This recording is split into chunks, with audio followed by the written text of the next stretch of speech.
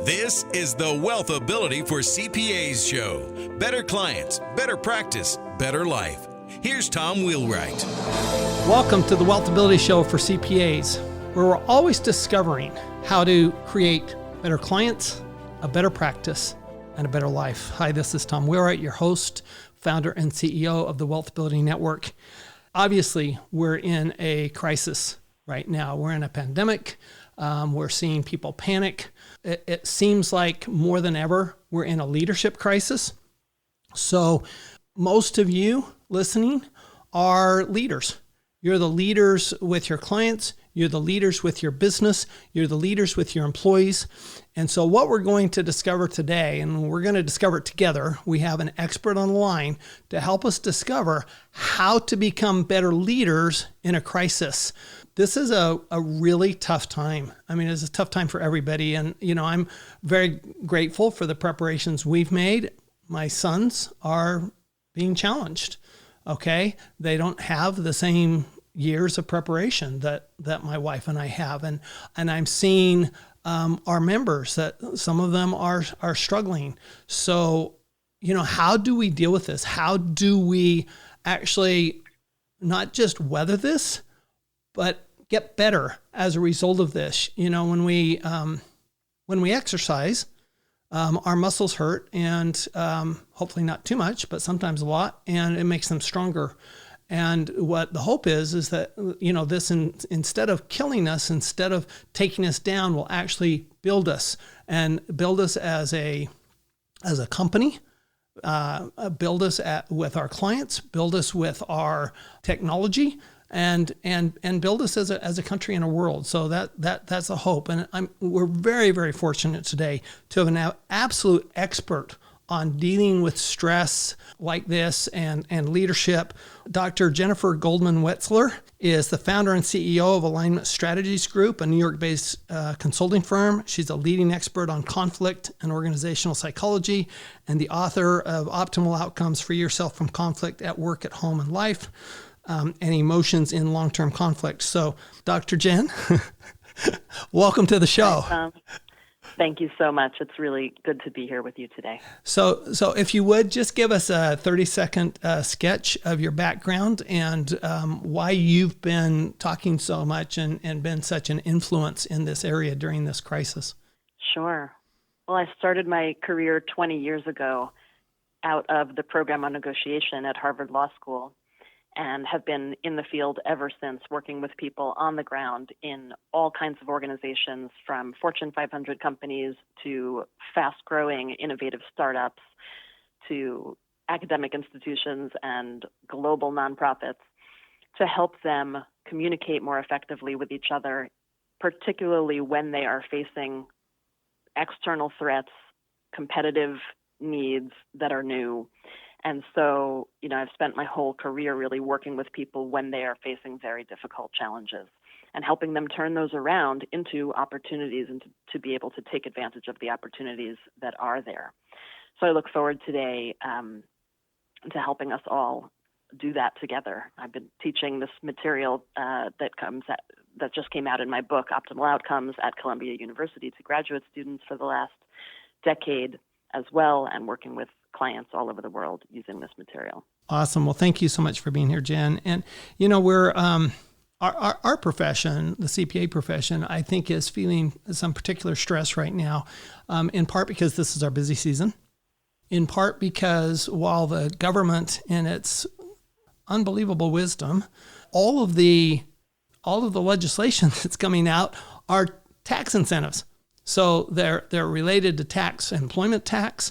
They're related to other tax incentives, and so now we have to stay up on top of that as well.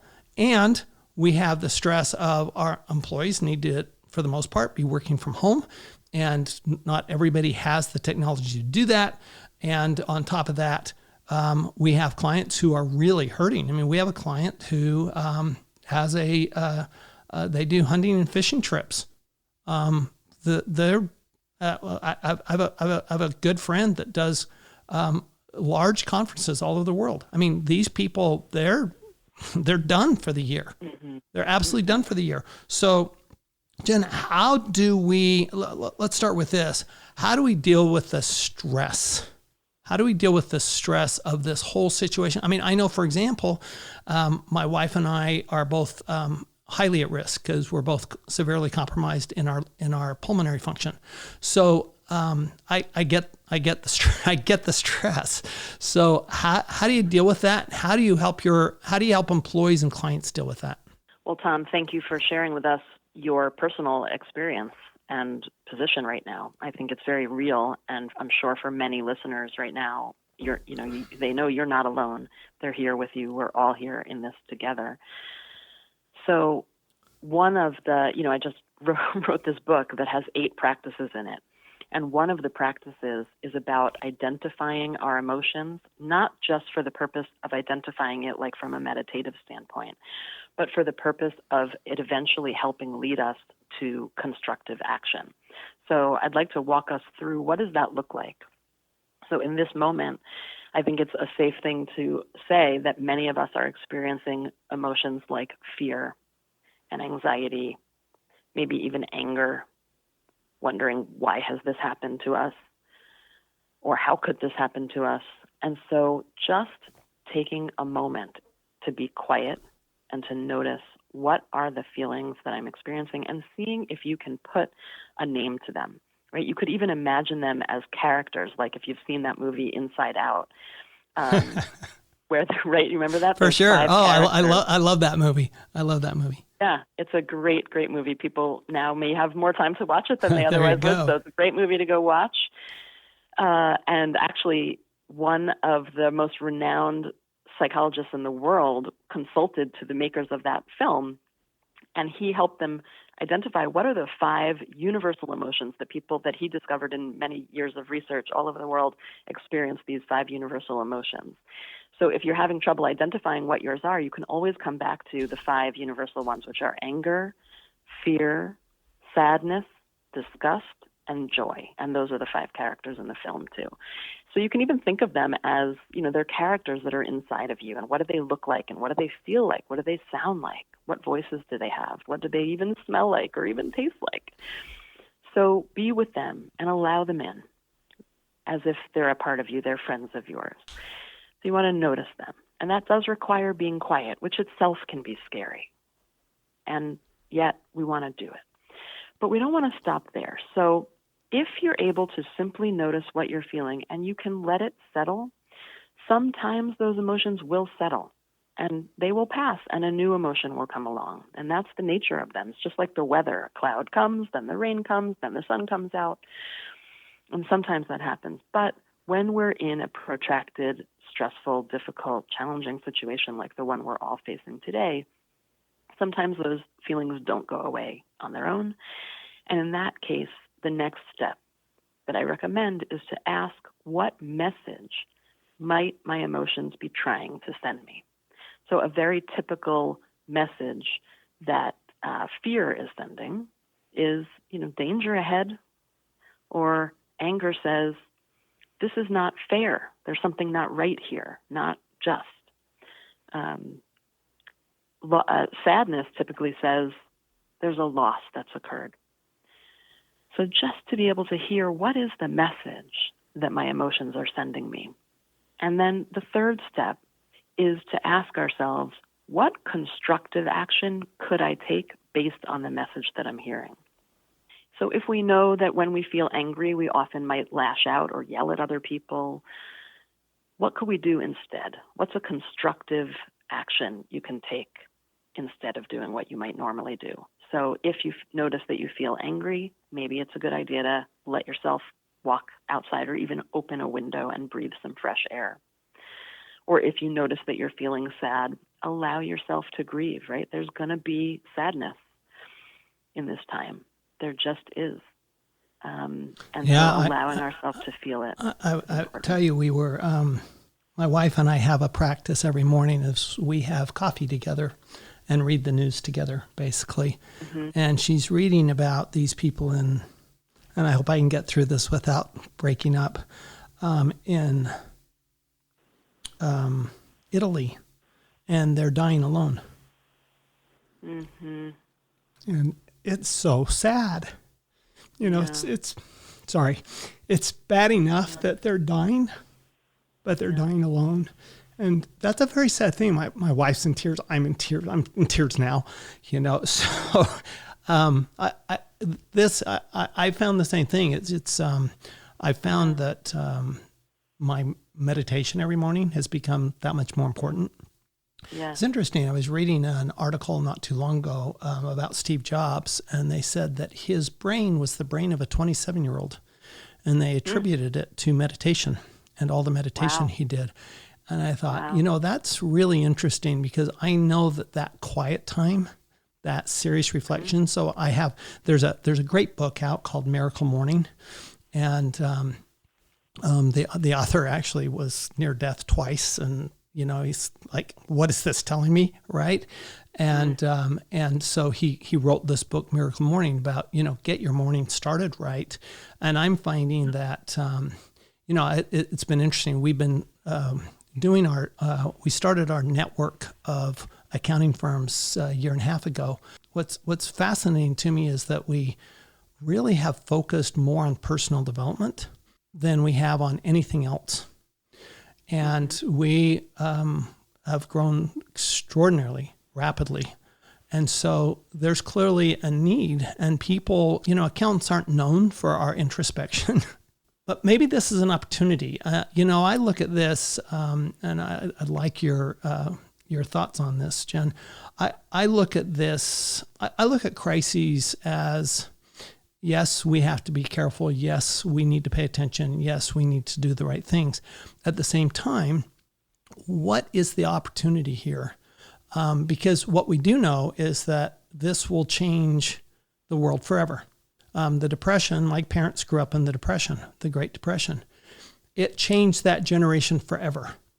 And it obviously affected my wife and I, because our parents grew up in the Depression. So baby boomers were highly affected by the Depression. Now we have millennials and Gen Zers who have been through both the Great Recession and now this crisis, this pandemic, and I'm going, this will completely change the way people behave. So I'm looking at, so we have, to me, at least a couple of opportunities. One is, how do we, and this is a question for you, Jen, how do we better prepare our employees, particularly our younger employees who really, millennials are known for, and my employees are all millennials. My partner is millennial. Everybody's millennial, except for I've got 2 Gen Zers, and the rest are millennials. I'm the only old guy. And and they're looking at this and they're going, look, this is not likely to have a huge effect on us. On the other hand, they have to comply, because otherwise they kill off my generation. They say that there's 105 million Americans that are in my category that are seriously at risk. And that's a lot. I mean, that's a third of the country, right? So do we really want to kill off a third of the country? I don't think so. And so it's imperative that we work with our employees, but it's also, so they're feeling the stress because they're not able to get together and they're used to working together. And then we also have our clients who are feeling the stress. So how do we step up from a leadership standpoint? What do we do, Jen, in these times to help? So I love that you started with, what do we do to help ourselves? Because I think that's the most important. I think you have to help yourself. It's like when you're on an airplane, assuming we ever get on airplanes again, when you're on an airplane, they always say that you always put your oxygen mask on before you put your child's on, right? So we have to take care of ourselves first. And I think you gave us some really good steps there. And I encourage everybody to go back and listen to this podcast again, because I think those steps were absolutely fantastic. Once we've done that, what can we do for our employees and our clients? Yeah. So this optimal outcomes method that I've been working with for a decade is very balanced. So I love how you just pointed out the first piece of there's one of the ways that it's balanced is that it works both with what we can do for ourselves, and I always do recommend we have to look inside of ourselves first. And then the other side of that balance is that we need to look out at the impact that we have on other people.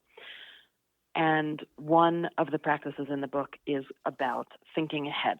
Just like a chess master does on a chessboard, I think when we're in crisis, like the moment we're in right now, it's extra important. It's always important, but particularly when we're in a conflict situation or any kind of crisis situation, we want to be thinking a few steps ahead. So typically, particularly in America, but this is true in cultures all around the world, typically we're thinking about what will be the impact of my own actions on myself today.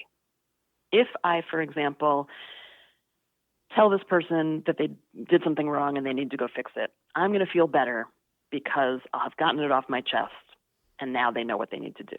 That's how we typically think about it.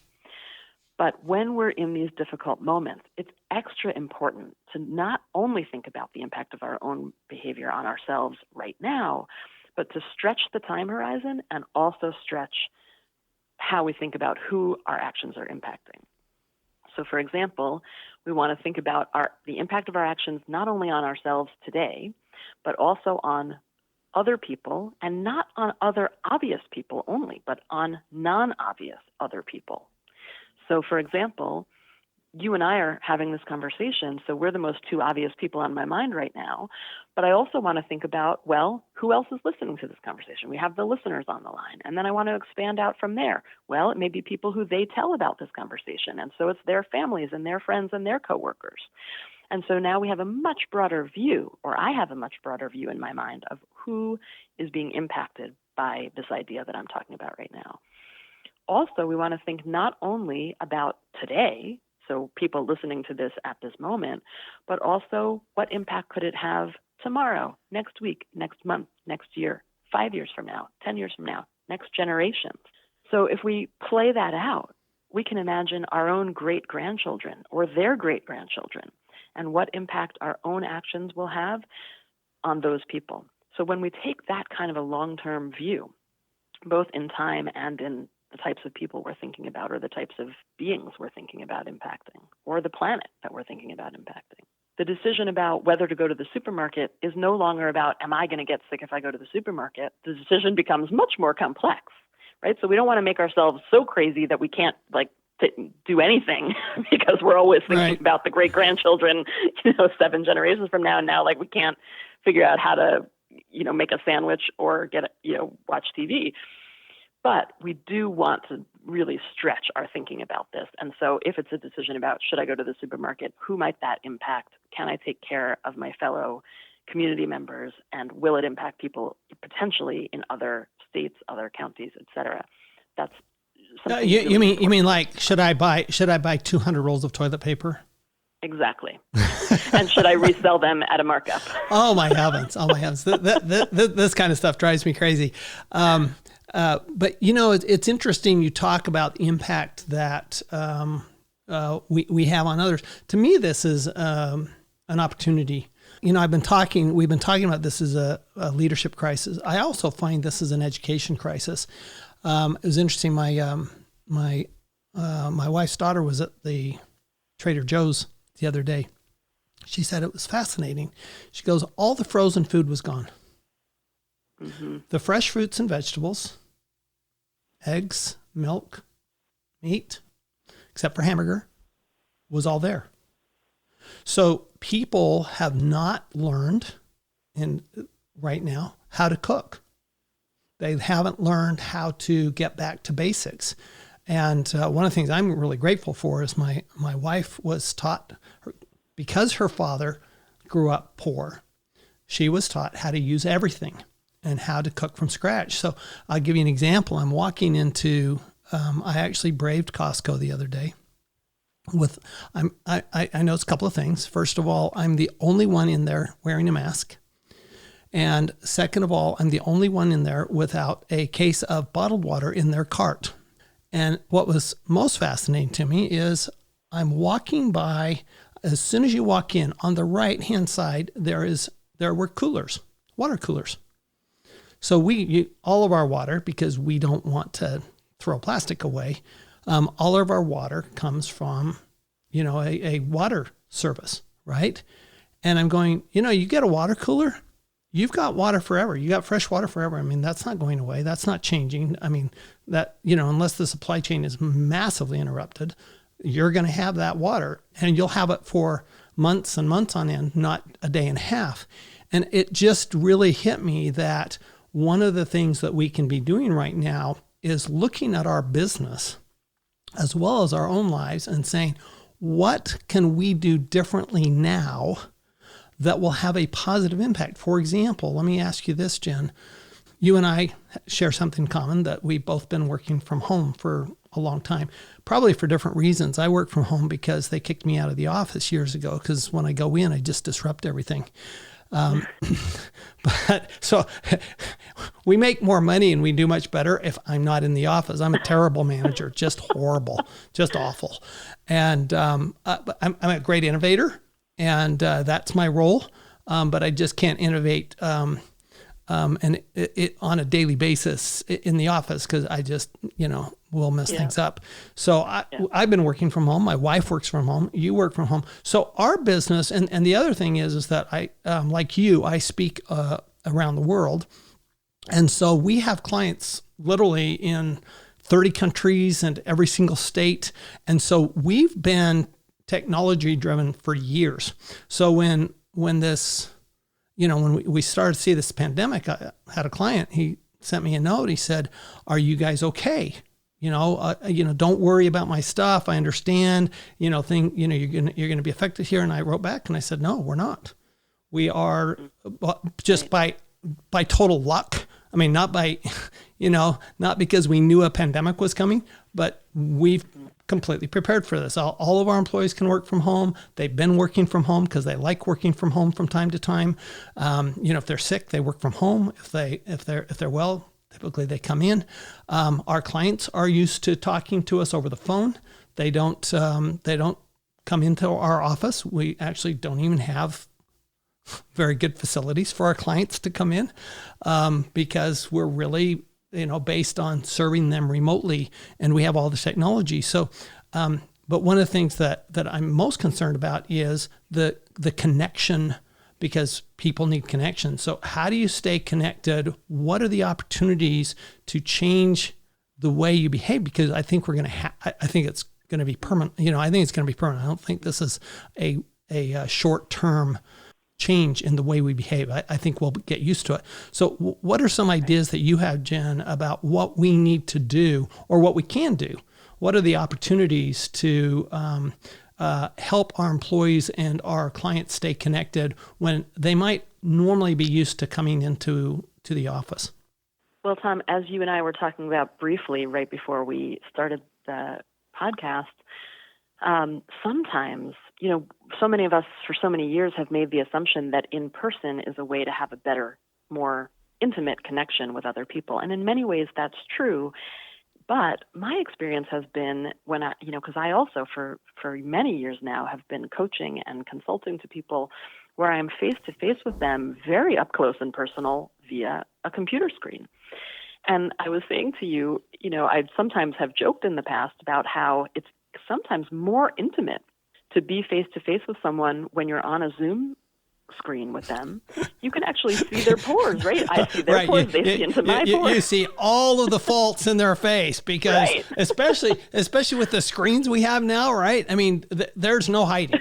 The pixelated. There's absolutely no hiding. So I built this studio, and it was one of the reasons I built the studio is I just didn't have a good, I was in an office in my house, and I built the studio because I'm going, look, I've got to have a better environment for this, because I know that people can see everything, and it's not just they're seeing it one time, because we record our calls, and so so that people can go back and listen to them, right?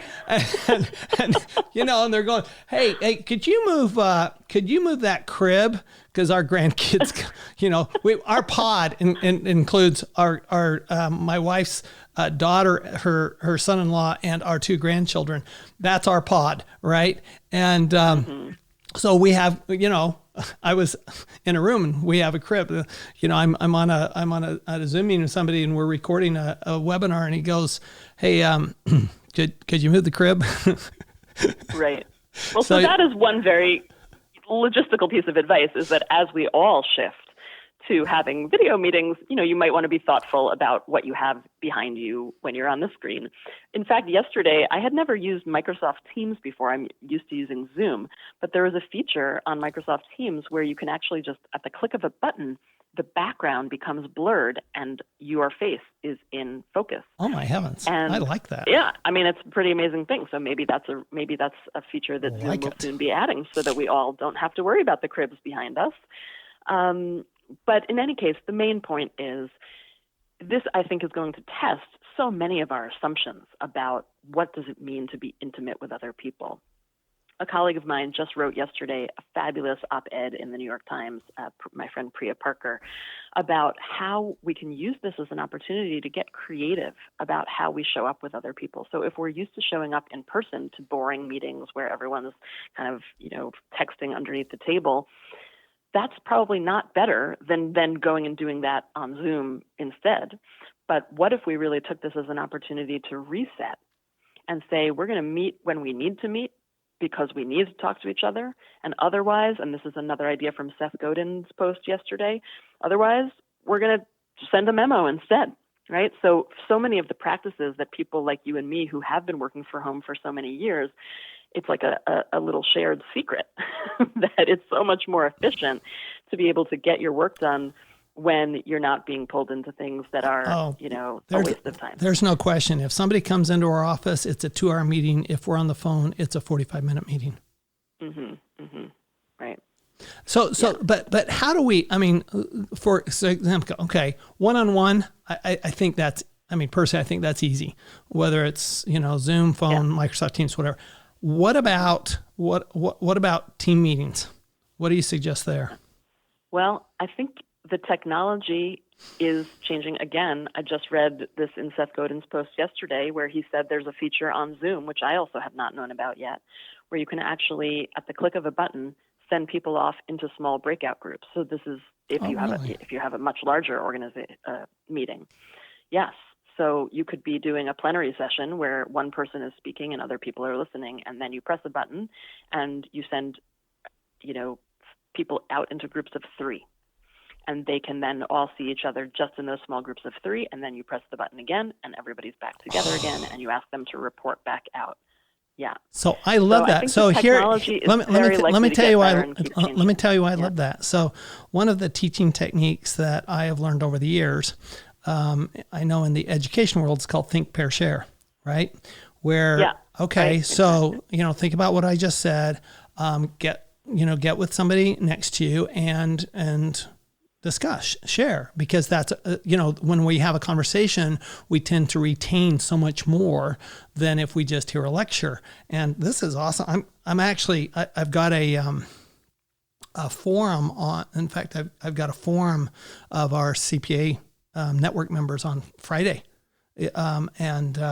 So I'm going there. Thank you. Thank you. This is fantastic. This actually may allow us to do conferences, online conferences, absolutely, where we were going to, instead of postponing them, maybe the opportunity here is, because what we found last night, we have this twice a month, I do a question and answer webinar.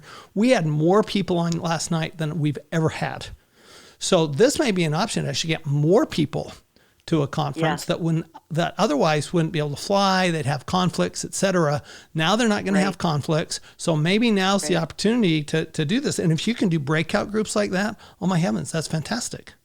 Thank you. Absolutely. I was just telling you as well. I had a certain number of people signed up in person for a book event I was supposed to do in Boston today.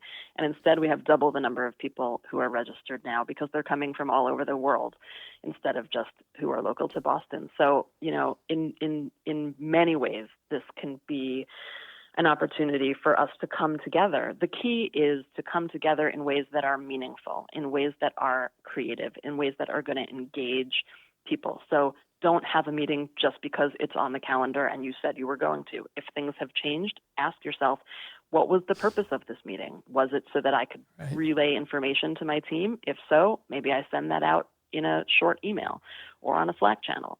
If the purpose was for us to make a decision, who are the most critical people who were going to help me make that decision? and then pull them in, and don't have to have 12 people sitting on that Zoom call. You can release them to go get the work done, and then you'll let them know what it was that you decided, or any other number of configurations. You always want to be thoughtful about who are you asking for input in a decision, who are you just needing to let them know that the decision has been made, and pull people in and out as appropriate. That's a good point. That may be a one way we can definitely improve our business practices. One of my favorite sayings is that it has to be a really good meeting to be better than no meeting at all. And I subscribe to that. But at the same time, you do want to stay connected. One of the things I like about the Zoom technology is, which we've actually adopted, is because you can see you can see everybody's faces, not just the person who's speaking, but if you have a group of, if you have a small enough group, you can see everybody's face, and anybody who is speaking, their face automatically comes up. So I think that technology, what I'm taking away from this is, first of all, we need to pay attention to ourselves first, okay, and listen to our emotions. And what I hear is the 5 primary emotions: anger, fear, sadness, disgust, and joy. Did I get that? Yes, you did. Okay. And then this is an opportunity to really stay connected, and maybe in a better way.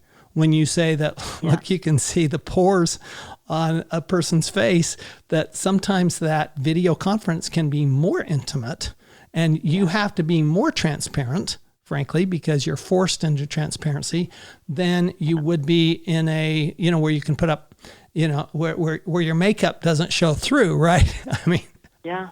And also, if you don't have that background being blurred, people are intimately with you in your environment as well. I mean, as an organizational psychologist, one of the things I always insist on, and this has been 20 years of my doing this work, is I always insist on meeting people where they are. So whether that's on a Zoom call from their home office, or whether that's in their office proper, I want to see where people are, because the environment does give you clues, right? The fact that you were asked to move the crib is, kind of a funny, good example, but you had a crib there because that's part of your life. You have grandchildren, and they were part of your life. And so to be able to see each other in now our natural environments, and not because, my kids are sick and so I have to be home, because we're all home, it's okay. And it actually can be a good thing to pick up on those cues that you notice from where other people are dialing in from, to really that gives you a sense of a deeper intimacy than just if you're all in the office together. So it's a change. It's different, but there are opportunities there to really get to know people in a deeper way. I love that. Thank you so much, Jen. Once again, Dr. Jennifer Goldman-Wetzler. And Jen, where can people find out more information and more about what you teach on this subject? The best place is optimaloutcomesbook.com. There's actually a ton of resources. So there's a assessment that people can take about how to identify your emotions, and so many other resources on the conflict habits, and ton. So optimaloutcomesbook.com/resources has the resources, but if you go there, you'll find me, and you can also sign up there for our newsletter. We've typically been sending out newsletters about once a week or once every other week, but now even more often, to deal with the crisis and help comfort people and give people ideas and tools. So I hope that you'll find us there, and also, of course, online on social media at LinkedIn and at Facebook and Instagram and all the others. All right. Well, thank you. Thank you very much, Jen. And thanks everybody for listening. I would encourage you to listen again. Okay. Because I know I've learned a ton. I mean, very practical, how to deal with the crisis, how to become a better leader in this crisis, how to use technology to actually bring people closer together. Understanding that technology, the way we use technology, I think this crisis will change it forever. And so now is an opportunity, and I think that we have an opportunity right now more than ever to really work to develop better clients, a better practice, and for sure, a better life. Thank you for listening, and we'll see you next time. You've been listening to the WealthAbility for CPAs show. Better clients, better practice, better life. To learn more, go to WealthAbility.com.